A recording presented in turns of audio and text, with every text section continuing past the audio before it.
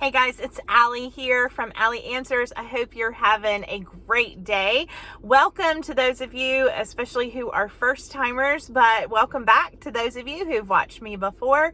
If you haven't yet subscribed, I hope that you will so that we can spend more time together. And especially if you would give me a like or comment below, it will help more people see these videos and we'll be able to help more people.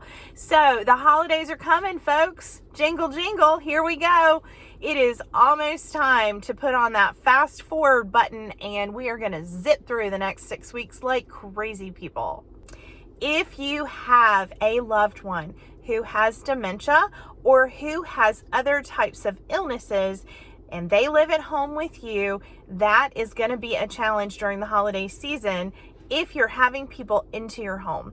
And the reason I say that is because it is an adjustment always to have a group of people come into the home. Not only is there added stress and things going on, there's cleaning and cooking and things that happen that as we prepare for loved ones to visit, and that creates, sometimes we don't even realize it, a stressful environment. Even if we're just excited, that excitement to someone who has dementia can read as stress. So we need to be aware of that as we move into the holiday season.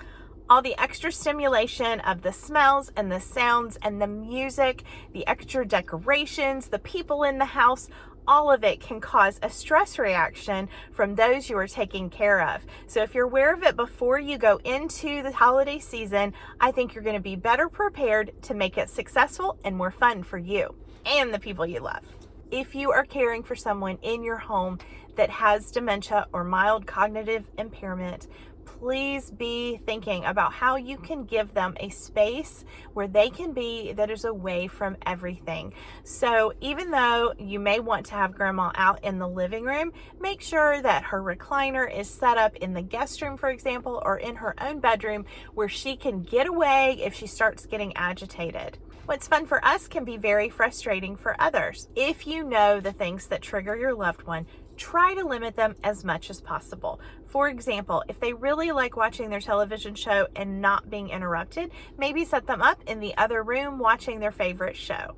If they are more agitated in the afternoon or evening hours, consider having your event as a brunch or a lunch instead. In addition, for watching for triggers that might cause agitation in your loved one, know what their signs are. So if your loved one starts picking at their clothes or starts tapping or humming, or if they start repeating themselves over and over, and that is your sign that their anxiety is going up, then make sure that you pay attention to that and remove them from the stimulation or remove the stimulation from them. That might look like turning down the television, turning down the music, asking the kids to run around outside instead, and maybe even plan ahead and have some outdoor toys ready for them. If you're going to take your loved one to another person's house, be prepared. Plan for the worst. Have extra outfits with you, extra snacks that are their favorite, and anything else that is soothing to your loved one. If they have a favorite sweater, let them wear it. It doesn't matter if it's old and nubby. If it makes them happy, give it to them.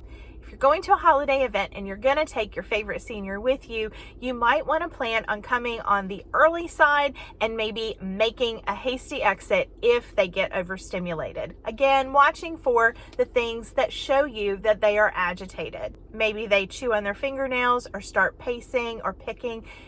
Pay attention and be ready to make a hasty exit if you need to. If your loved one has diet restrictions or isn't able to eat things that everyone else will be eating, you might even want to plan on bringing something for them to snack on. If your loved one has a hard time hearing things, or if people need to be right in front of them for them to be seen or heard, make sure that you talk to your family about expectations. Let them know that they might need to speak a little louder or stand closer to your loved one so that they are heard and understood.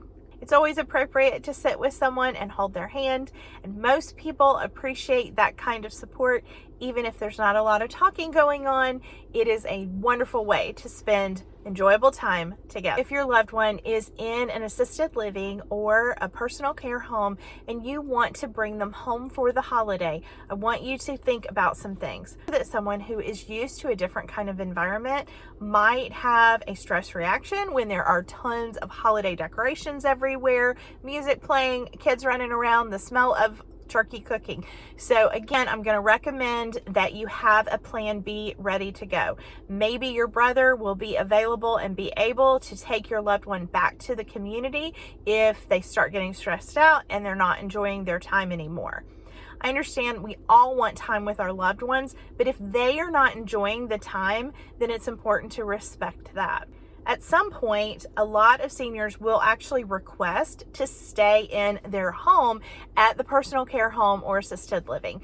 This is normal, and while it can be a little heartbreaking for people who are used to having their loved ones at their house during celebrations, especially for folks that have memory issues, it is appropriate to celebrate at the community with your loved one rather than bringing them home to you once you start seeing that stress reaction and you see that it is really not going to make them happy to be away from their environment. Routine is very important for people who have memory loss. So if you are going to have your loved one away during the day, you might want to try to have them back in their community before the evening meal. It's going to make their life easier, the staff's life easier, and their evening go smoother. Sometimes we get carried away and we keep our loved ones out too late, and believe me, not only will they pay the price for that, so will the staff. I hope this is your best holiday season ever, and I wish you all the very best. I'd love to hear about your family traditions below in the comments. Have a wonderful day. Bye-bye.